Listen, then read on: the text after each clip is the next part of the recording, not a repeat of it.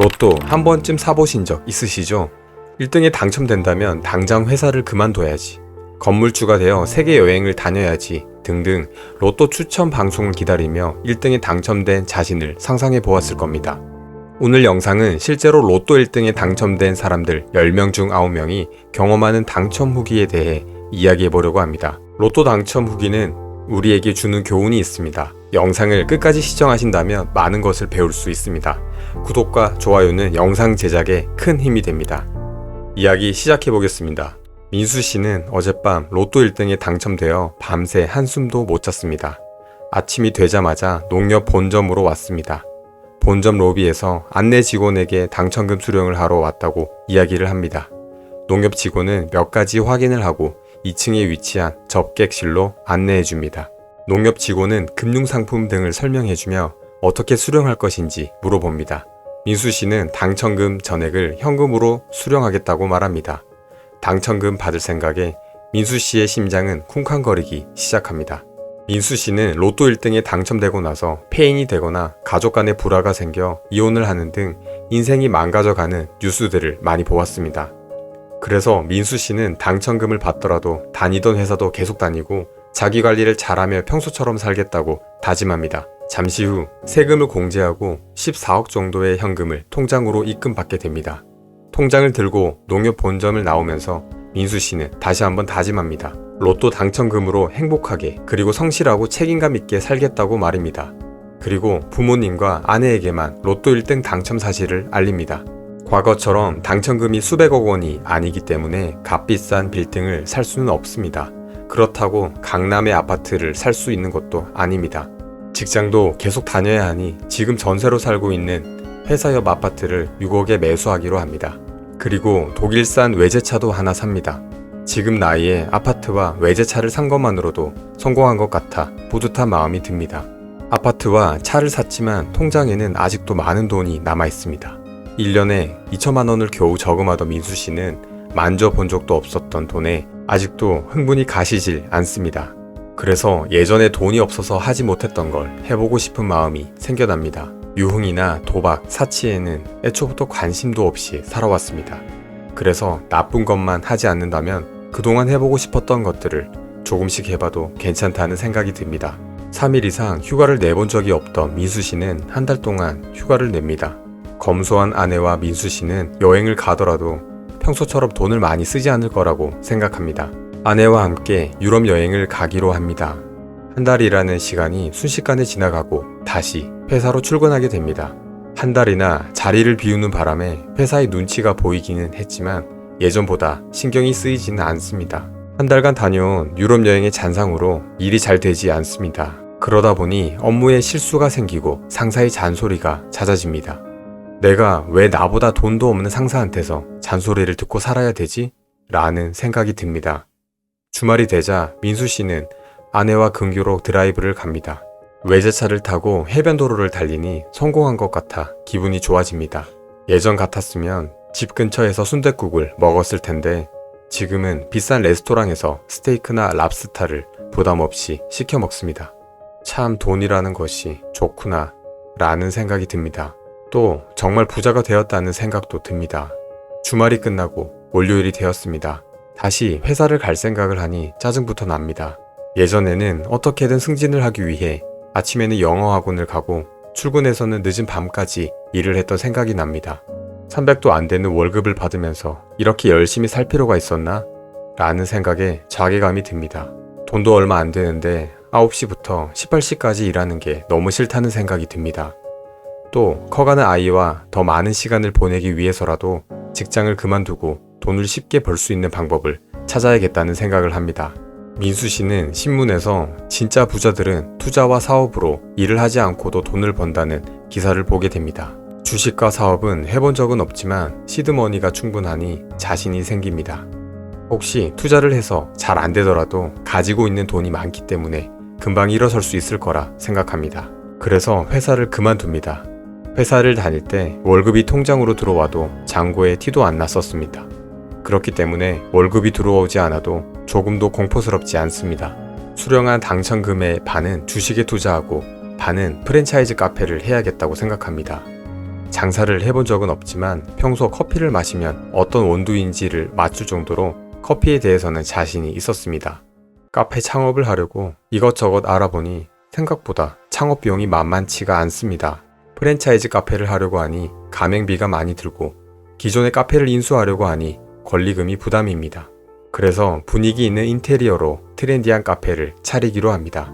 하지만 임대료, 인테리어 공사비, 광고비 등 이곳저곳 드는 비용을 알아보니 그동안 통장에 있던 엄청난 액수가 아무것도 아닌 금액으로 보이게 됩니다. 그래도 아파트의 고급차에 카페까지 소유하고 있는 사장님이 된 멋진 자신을 상상하며 통 크게 투자를 하여 카페를 오픈하게 됩니다. 오픈 첫 주에는 생각보다 많은 사람이 방문하여 정신없는 한 주를 보냈습니다. 매출을 보고 있자니 과거 월급쟁이였던 자신이 한심스럽기까지 합니다. 그러나 한 달이 지나고부터 손님이 조금씩 줄어들기 시작합니다. 2달, 3달. 시간이 지날수록 매출은 곤두박질 치기 시작합니다. 민수씨 가게 근처에 새로운 카페들이 들어섰기 때문입니다. 민수씨 카페에 흥미를 보였던 고객들은 또 새로운 메뉴가 있는 새로운 카페로 발길을 돌리기 시작했습니다. 장사 경험이 없었던 민수씨는 어떻게 해야 할지 몰라 발만 동동 구르고 있었습니다. 가지고 있던 돈을 카페 창업에 전부 투자하다 보니 가진 현금이 거의 없었습니다. 어느 순간 카페 운영에 들어가는 고정비보다 매출이 적어지기 시작했습니다. 다니던 회사도 그만둔 상황이라 매달 들어가는 고정비를 감당할 방법이 없었습니다. 엎친 데 덮친 격으로 투자한 주식도 손실을 기록하고 있었습니다. 하지만 카페에 들어가는 고정비를 감당하기 위해 투자했던 주식을 손해보며 전부 팔기에 이릅니다. 막상 사업을 해보니 로또로 생긴 돈은 정말 돈도 아니었다는 생각이 듭니다.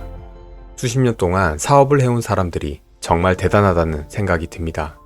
민수 씨는 지난 1년이 정말 꿈만 같습니다. 회사는 그만뒀고 주식 투자는 실패했고 카페마저도 폐업 위기에 처하게 되자 민수 씨는 그제서야 초심을 잃었다는 것을 깨닫게 됩니다.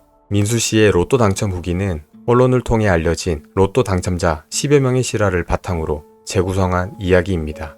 민수 씨가 로또 당첨금을 지키지 못하고 점점 잃어버리는 이유는 무엇일까요? 그건 바로 민수 씨가 가지고 있는 그릇보다 많은 돈이 덜컥 생겼기 때문입니다.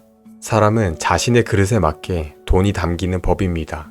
즉, 많은 돈은 그만한 그릇을 지닌 사람에게만 모이게 되는 것이죠. 그렇다면 부의 그릇은 어떻게 결정될까요? 그릇의 크기는 돈을 다루는 마음가짐과 태도에 따라 결정됩니다. 그렇기 때문에 반대로 돈을 어떻게 쓰는지를 보면 그 사람의 습관, 라이프 스타일, 취미, 취향 등을 알 수 있고 나아가 그 사람의 마음가짐과 태도를 알 수 있습니다. 이즈미 마사토가 쓴 부의 그릇이라는 책에는 이런 표현이 있습니다. 돈은 그 사람을 비추는 거울이다. 저는 이 한 문장을 읽고 한참 동안 사색에 빠졌습니다. 이즈미 마사토는 돈이란 사고와 행위의 결과가 그대로 드러난 산물이라고 이야기합니다. 우리는 돈의 그릇을 키우기 위해서는 돈을 다루는 마음가짐과 태도를 개선해야 합니다. 그렇다면 어떻게 개선할 수 있을까요? 저는 무일푼으로 8천억 자산가가 된 슈퍼리치 김승호 회장의 책 돈의 속성에서 그 답을 찾을 수 있었습니다. 김승호 회장은 돈을 하나의 인격체로 생각하고 소중히 다루어야 한다고 말합니다. 그는 돈을 잘 다루기 위해서는 이 4가지 능력을 올바르게 키워야 한다고 강조합니다. 이 4가지 능력은 자동차에 달린 바퀴와도 같습니다. 4개의 바퀴 중 하나라도 없다면 어떻게 될까요? 안전하게 목적지에 갈 수 없을 뿐만 아니라 자동차가 달릴수록 위험천만한 상황이 연출될 겁니다. 이 4가지 능력은 첫 번째, 돈을 버는 능력, 두 번째, 돈을 모으는 능력, 세 번째, 돈을 지키는 능력, 네 번째, 돈을 쓰는 능력입니다. 우리의 그릇을 부자의 그릇으로 키우기 위해서는 각기 다른 이 4가지 능력에 대해 정확하게 이해해야 합니다. 첫 번째, 돈을 버는 능력. 부자가 되는 길의 시작이라고 할 수 있습니다. 돈 버는 능력을 가진 사람들은 우리 눈에 쉽게 보입니다. 이 능력을 가진 사람은 대부분 진취적입니다. 사업에 능통하며 세일즈를 잘하는 유능한 사람들이죠. 하지만 이런 사람들은 상대적으로 다른 능력이 부족해 사기를 당하거나 부하 직원이 횡령을 해도 모를 정도로 재산 관리에 미숙한 부분이 많습니다. 회계적인 문제나 투자 문제, 재무제표를 읽고 이해하는 것도 힘들어하고 방관하기 일수다 보니 재산을 모으고도 뭉칫돈으로 날리기 쉽습니다. 세금 보고를 허술히 하거나 복잡한 투자 지출 문제에 봉착하면 믿고 맡긴다는 듯한 호인의 태도를 취하지만 사실은 귀찮고 이해를 하지 못하는 경우가 많습니다. 두 번째, 돈을 모으는 능력. 돈을 잘 번다고 잘 모으는 것은 아닙니다. 돈을 모으려면 자산의 균형을 맞추고 세밀한 지출 관리 능력이 있어야 합니다. 더불어 영수증 처리, 물품 관리 같은 사소한 것부터 세율, 이자, 투자, 환율과 관련된 지식에 대해 이해해야 합니다. 무엇보다도 중요한 것은 돈을 대하는 태도 자체가 올곧아야 합니다. 작은 돈을 함부로 하면 안 되고 큰 돈은 마땅히 보내야 할 곳에 보낼 수 있어야 합니다. 작은 돈을 함부로 하면 주변이 그를 따라서 돈을 함부로 하고 마땅히 풀어야 할 때 큰 돈을 풀지 않으면 주위에 사람이 떠나기 마련입니다. 사람이 떠날 때는 돈도 갖고 떠납니다. 그래서 돈을 모으는 능력은 인품에 따라 차이가 나기도 합니다. 단호함과 너그러움이 같이 있어야 합니다. 세 번째, 돈을 유지하는 능력. 돈을 유지하는 능력은 돈을 벌 줄 아는 사람이 돈을 모으는 능력을 얻은 후에 모아놓은 재산을 지키기 위해 반드시 필요한 능력입니다. 재산을 지키는 일은 가장 힘든 일 중에 하나입니다. 이때는 자산가라는 이유로 대우도 받고 이름도 알려져서 사치와 허영이 문 밖에 항상 대기하고 있습니다. 자신과 걸맞는 집, 차, 음식, 친구, 명품을 찾기 시작합니다. 금융, 정치, 경제를 보는 눈도 일반인들과 다르다고 생각하기 시작합니다. 더 이상 선생을 구하지 않고 스스로 선생이 되거나 어른 행세를 시작하기 좋은 때입니다. 자산이 허물어지는 것은 한순간입니다. 집을 짓는 데는 3년이 걸려도 허무는 데는 하루면 끝나는 것과 마찬가지입니다. 네 번째, 돈을 쓰는 능력. 돈을 쓰는 능력은 고도의 정치 기술과 같습니다. 검소하되 인색하면 안 됩니다. 나는 검소한 삶을 살아야 하지만 가족이나 주변에 강요하면 안 됩니다. 지출해야 할 것은 반드시 기일을 지켜 지출하고 늦거나 미루면 안 됩니다. 설령 그것이 부모님의 용돈이라 해도 정해진 날짜에 반드시 나가야 합니다. 시간을 팔아 돈을 버는 사람들의 시간을 빼앗았으면 갚아줘야 합니다. 미용실 약속을 하고 잊었거나 늦어서 일을 못하게 만들었으면 머리 손질을 안 했어도 비용을 지불해줘야 합니다.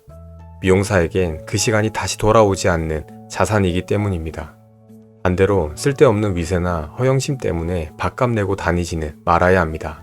돈 많으면 밥값은 당연히 내야 된다고 믿는 사람들과 어울릴 필요 없습니다. 그런 사람들에게 듣는 욕은 보약입니다. 폼이나 명예는 그런 데서 나오는 것이 아닙니다. 남의 돈을 존중할 줄 아는 사람에겐 밥값 몇 번 더 내줘도 되지만 당연시 여기는 사람들까지 챙기면 내 돈이 나를 욕합니다.